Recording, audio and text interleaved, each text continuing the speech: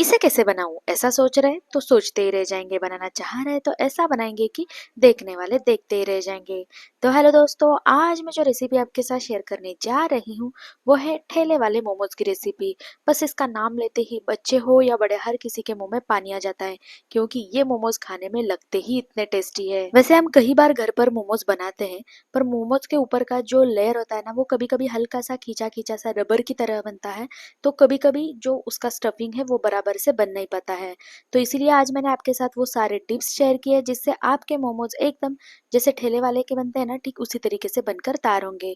तो चलिए इसे बनाना स्टार्ट करते हैं। मोमोज बनाने के लिए यहाँ पर मैंने एक बड़े से मिक्सिंग बोल में एक बड़ा बोल भरकर मैदा ले लिया है। करीबन 250 ग्राम्स इतना मैदा यहाँ पर मैंने ले लिया है। इतनी क्वांटिटी में 25 मोमोज तो आराम से बनकर तैयार होते हैं। यहाँ पर मैंने मैदा का इस्तेमाल किया है, आप चाहे तो गेहूं के आटे से भी मोमोज बनाकर तैयार कर सकते हैं। तो अब हम इसी में हाफ टी स्पून इतना नमक और थोड़ा सा चॉप किया हुआ धनिया ऐड कर लेंगे और इसे एक बार अच्छे से मिला लेंगे। हमने जो सारे इंग्रेडिएंट्स इसमें ऐड किए थे ना, उन्हें मैंने यहाँ पर मैदे के साथ अच्छे से मिला लिया है। तो अब हम इसी में थोड़ा थोड़ा सा पानी ऐड करते हुए इसका एक बढ़िया सा डो बनाकर तैयार कर लेंगे। जैसे हम रोज रोटी के लिए आटा लगाते हैं ना, ठीक उसी तरीके से यहाँ पर हमें ये जो मोमो का डो है उसे भी बनाकर तैयार कर लेना है। ना बहुत ज्यादा पतला और ना ही बहुत ज्यादा गाढ़ा, ठीक जैसे हम रोटी के लिए डो बनाते हैं ना, उसी कंसिस्टेंसी में इस डो को बनाकर तैयार कर लेना है। 2 से 3 मिनट बाद यहाँ पर आप देख सकते हैं जो डो है वो कुछ इस तरीके से बनकर तैयार हो चुका है। यहाँ पर आप जो डो की कंसिस्टेंसी उसे भी देख सकते हैं, ये ना ही बहुत ज्यादा पतला है और ना ही बहुत ज्यादा सख्त। तो अब हम क्या करेंगे, इसी डो के ऊपर थोड़ा सा ऑयल ऐड कर लेंगे और फिर से इसे 1 मिनट के लिए अच्छे से गूंथ लेंगे। इस तरीके से ऑयल डालकर आटे को गूंथने से जो आटा है ना वो जल्दी से सेट हो जाता है। तो इसीलिए यहाँ पर हमें इसमें थोड़ा सा ऑयल ऐड करते हुए इसे अच्छे से गूंथना है। ये देखिए यहाँ पर मैंने डो को 2 से 3 मिनट के लिए अच्छे से मसल लिया है। तो अब हम क्या करेंगे, इसे ढक कर 5 से 10 मिनट के लिए डो को एकदम बढ़िया तरीके से सेट होने के लिए साइड में रख देंगे। अब जब तक डो सेट हो रहा है तब तक यहाँ पर हमें जो मोमोज का स्टफिंग है उसे बनाकर तैयार कर लेना है। स्टफिंग बनाने के लिए यहाँ पर हमें सबसे पहले पत्ता गोभी और गाजर को ग्रेट कर लेना है। तो सबसे पहले यहाँ पर अब जो पत्ता गोभी है उसे ग्रेट कर लेंगे। तो यहाँ पर मैंने आधा पत्ता गोभी ले लिया है, तो उसे सबसे पहले यहाँ पर हमें ग्रेट कर लेना है। इससे पहले मैंने घर पर 5 से 6 बार तो मोमोज बनाया होगा, पर हर बार कोई ना कोई गलती होती रहती थी। पर इस बार मैंने जिस टिप्स के साथ मोमोज बनाए ना, ये इतने परफेक्ट बने थे ना कि कोई कह ही नहीं पा रहा था कि मैंने इन मोमोज को घर पर बनाकर तैयार किया है। तो ये देखिए यहाँ पर अब आप देख सकते हैं मैंने सारे पत्ता गोभी को इस तरीके से ग्रेट करके ले लिया है। पत्ता गोभी को ग्रेट करने के बाद यहाँ पर अब हम एक गाजर को भी एकदम जैसे हमने पत्ता गोभी को ग्रेट किया ना, ठीक उसी तरीके से यहाँ पर हमें ग्रेट कर लेना है। गाजर और पत्ता गोभी को यहाँ पर मैंने ग्रेट करके ले लिया है। तो अब हम इसी में हाफ टी स्पून इतना नमक ऐड कर लेंगे और नमक को पत्ता गोभी और गाजर के साथ एक बार अच्छे से मिला लेंगे। तो यहाँ पर मैंने नमक को अच्छे से मिला लिया है। तो अब हम इसे 2 से 3 मिनट के लिए यहाँ पर साइड में रख देते हैं। इस तरीके से नमक ऐड करने से जो भी पत्ता गोभी और गाजर में एक्सेस पानी है ना वो निकलता है और इससे जो स्टफिंग है वो एकदम बढ़िया तरीके से बनती है। अगर आप इसी तरीके से इसका स्टफिंग बनाएंगे ना, तो जो मोमोज है वो स्टीम करते समय फट सकते हैं। तो इसीलिए यहाँ पर आपको स्टफिंग बनाते समय पत्ता गोभी और गाजर को इस तरीके से अच्छे से निचोड़ लेना है। तो ये देखिए कितना सारा पानी निकल रहा है। और पूरा पानी निकालने के बाद यहाँ पर आप देख सकते हैं जो पत्ता गोभी और गाजर है वो कितना ऐसा खिला खिला सा हुआ है। तो ठीक इसी तरीके से यहाँ पर मैंने जो बचा हुआ गाजर और पत्ता गोभी था ना, उसे भी यहाँ पर निचोड़ कर ले लिया है। मोमोज की एकदम टेस्टी सी स्टफिंग बनाने के लिए यहाँ पर अब हम इसमें कुछ इंग्रेडिएंट्स ऐड कर लेंगे। तो सबसे पहले यहाँ पर अब हम 2 टेबलस्पून एकदम बारीक चॉप की हुई प्याज, 1 टेबलस्पून इतना एकदम बारीक चॉप किया हुआ धनिया, इसके बाद करीबन 1/4 टीस्पून इतना यहाँ पर हमें फ्रेश जिंजर को इस तरीके से ग्रेट करते हुए स्टफिंग में ऐड कर लेना है। जिंजर को ऐड करने के बाद 1/4 टीस्पून इतना black pepper powder. Black pepper हल्का सा तीखा होता है, तो इसीलिए आप आपके हिसाब से इसकी क्वांटिटी कम ज्यादा कर सकते हैं।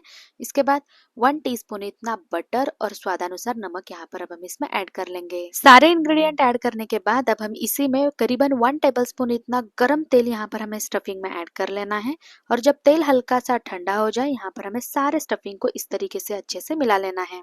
वैसे आपने देखा ना, इसमें हमने कितने कम इंग्रेडिएंट्स का इस्तेमाल किया है, फिर भी ये जो स्टफिंग है ना वो एकदम ही टेस्टी सा बनकर तैयार होता है। कुछ ही मिनटों बाद आप यहाँ पर देख सकते हैं एकदम टेस्टी सी जो मोमोज की स्टफिंग है वो कुछ इस तरीके से बनकर तैयार हो चुकी है। इस स्टफिंग को यहाँ पर हमें थोड़ी देर के लिए साइड में रख देना है और दूसरी साइड हमने जो डो को रेस्ट करने के लिए रखा था ना, वो एकदम बढ़िया तरीके से रेस्ट होकर सेट होकर तैयार हो चुका है। तो चलिए इस डो को यहाँ पर अब हम एक बार अच्छे से मसल लेते हैं। डो को अच्छे से मसलने के बाद जैसे हम रोटी के लिए लोही बना कर लेते हैं ना, सेम उसी तरीके से यहाँ पर हमें एक मीडियम साइज की लोही इस तरीके से तोड़ लेनी है। बनाई हुई जो लोही है ना उसके ऊपर थोड़ा सा सूखा मैदा स्प्रिंकल कर लेना है और इसे इस तरीके से रोल करते जाना है। यहाँ पर हमें मोमोज बनाने के लिए इसके छोटे छोटे पेड़े बनाने हैं, तो इसीलिए सबसे पहले लोही को इस तरीके से रोल कर लेना है। तो ये देखिए यहाँ पर मैंने लोही को कुछ इस तरीके से रोल करके ले लिया है। तो अब हम इसे इक्वल साइज में इस तरीके से छोटे छोटे पीसेस में कट कर लेंगे।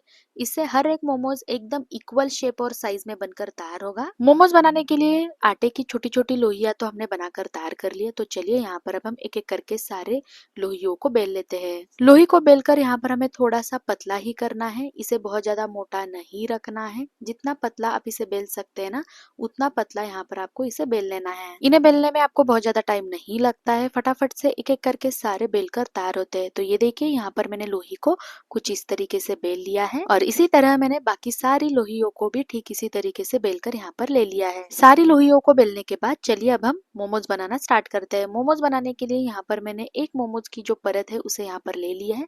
तो अब हम इसी में 1 से 1.5 टीस्पून इतना जो मोमोज का स्टफिंग हमने बनाकर रखा था ना उसे इसमें ऐड कर लेंगे। स्टफिंग ऐड करने के बाद मोमोज को इस तरीके से दो साइड से इस तरीके से फोल्ड कर लेना है और फिर जो ये फोल्ड किए हुए हिस्से है ना इन्हें आपस में इस तरीके से चिपका देना है। इसके बाद जो चिपकाया हुआ पोर्शन है उसे आगे की तरह ढकेलते हुए फिर से साइड में 2 फोल्ड्स बना लेना है और फिर से उन्हें चिपका देना है। और इसी प्रोसेस को आपको बार बार दोहराते जाना है जिससे जो मोमोज का शेप है ना वो एकदम लीफी शेप में बनकर तैयार होगा।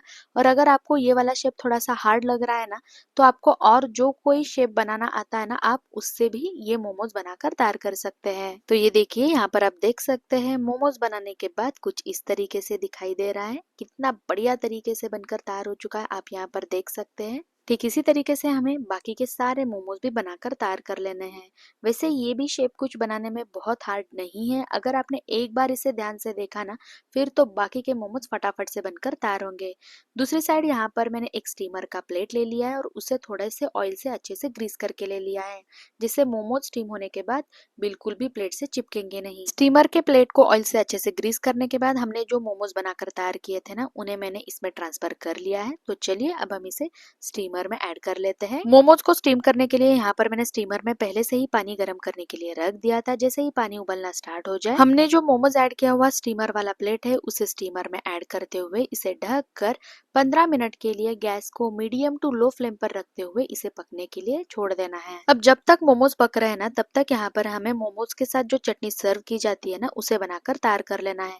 तो इसीलिए यहाँ पर मैंने गैस पर एक पैन चढ़ा लिया है और इसी में 2 टेबलस्पून इतना सफेद वाला तिल ऐड कर लेंगे और तिल को यहाँ पर हल्का सा इस तरीके से टॉस करते हुए 1 से 1.5 मिनट के लिए भून लेना है। वैसे कई तरह की मोमोज की चटनी बनाई जाती है पर इस तरीके से आप एक बार चटनी बनाकर तो देखिएगा, मोमोज खाने का जो स्वाद है ना वो दोगुना बढ़ ही जाएगा। तो ये देखिए यहाँ पर जो तिल का कलर है वो हल्का सा चेंज हो चुका है। हमने जो ये भूनकर तिल लिए है ना इन्हें पूरी तरीके से ठंडा होने के बाद अब हम इन्हें मिक्सी जार में ऐड कर लेंगे। तो ये देखिए यहाँ पर मैंने सारे भुने हुए तिल को मिक्सी जार में ऐड कर लिया है। तो अब हम इसी में 1 टेबलस्पून भुना हुआ मूंगफली भी ऐड कर लेना है। मूंगफली को ऐड करने के बाद एक मीडियम साइज के टमाटर को अच्छे से बॉईल करके यहाँ पर हमें चटनी के लिए इस्तेमाल करना है। तो ये देखिए यहाँ पर मैंने एक टमाटर को बॉईल करके उसका जो स्किन है उसे निकाल कर यहाँ पर इसमें ऐड कर लिया है।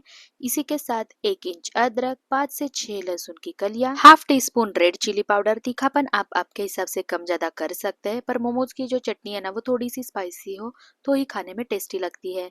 तो यहाँ पर मैंने स्वादानुसार नमक और थोड़ा सा पानी ऐड करते हुए अब हम इसे एकदम बारीक सा पीस लेंगे। बस कुछ ही मिनटों में यहाँ पर हमारी जो चटनी है वो कुछ इस तरीके से बनकर तैयार हो चुकी है। यहाँ पर आप देख सकते हैं कितनी अलग तरीके से हमने मोमोज की चटनी बनाकर तैयार की है पर ये खाने में इतनी जबरदस्त लगती है ना कि मैं आपको क्या ही बताऊं। एक बार आप इस तरीके से चटनी जरूर ट्राई करके देखिएगा। अब दूसरी साइड हमने जो मोमोज को स्टीम करने के लिए रखा था तो बराबर यहाँ पर 15 मिनट हो चुके हैं और ये देखिए यहाँ पर हमारे जो मोमोज है वो एकदम बढ़िया तरीके से स्टीम होकर तैयार हो चुके हैं और कितनी बढ़िया तरीके से फूले हैं यहाँ पर आप देख सकते हैं। मोमोज अच्छे से स्टीम हुए हैं कि नहीं ये चेक करने के लिए उन्हें इस तरीके से हल्का सा प्रेस करके देखना है। यहाँ पर आप देख सकते हैं वो बिल्कुल भी चिपचिपे नहीं है या ऊपर का लेयर जो है वो हाथों पर बिल्कुल भी चिपक नहीं रहा है। इसका मतलब जो मोमोज है वो एकदम बढ़िया तरीके से स्टीम हुए हैं। तो चलिए यहाँ पर अब हम इन्हें सर्विंग प्लेट में निकाल लेते हैं। वैसे मोमोज बनाना इतना आसान है ना कि अगर आप कुछ टिप्स टिप्स और ट्रिक्स को फॉलो करेंगे ना तो पहली बार में ही आपके भी मोमोज ठीक इसी तरीके से एकदम परफेक्ट तरीके से बनकर तैयार होंगे। ना कोई दिक्कत होगी और ना ही इन्हें बनाने में कोई परेशानी होगी। मोमोज को सर्विंग प्लेट में निकालने के बाद बस अब हम इसके ऊपर थोड़ा सा चॉप किया हुआ धनिया और थोड़ा सा रेड चिली पाउडर इसके ऊपर स्प्रिंकल कर लेंगे, जिससे ये दिखने में और भी बढ़िया दिखेंगे। और ये लीजिए, यहाँ पर हमारे वेज मोमो चटनी के साथ खाने के लिए रेडी हो चुके हैं। तो आप भी एक बार मेरे तरीके से इन मोमोज और चटनी के रेसिपी को घर पर जरूर ट्राई करके देखिएगा। ये खाने में एकदम ही गजब के लगते हैं। जब तक आप इसे खाकर टेस्ट नहीं करेंगे ना, तब तक आपको इसका असली टेस्ट के बारे में पता ही नहीं चलेगा। तो इसीलिए एक बार आप भी इसे ज़रूर ट्राई करके देखिएगा। और अगर आपको मेरी रेसिपी अच्छी लगे तो लाइक शेयर सब्सक्राइब ज़रूर कीजिए। बाय।